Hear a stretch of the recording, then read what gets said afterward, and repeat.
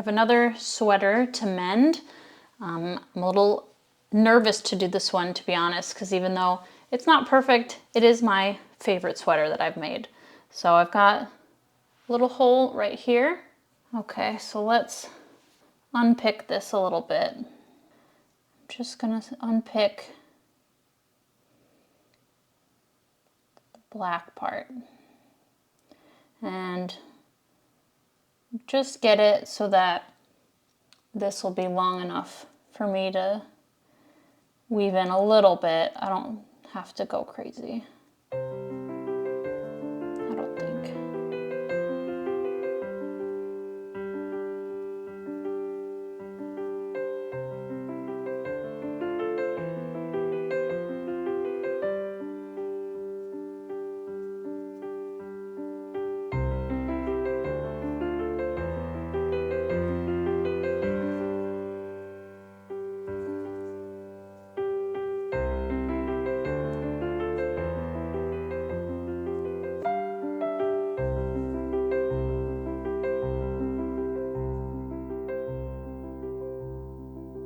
Okay, we'll just tape those out of the way. You do want to make sure that I have more on the bottom than the top. 1, 2, 3, 4. 1, 2, 3, 4, 5. Okay, so I'm going to make this. I'm just going to turn it so that this is the bottom. Let's do this. Get a little bit of yarn.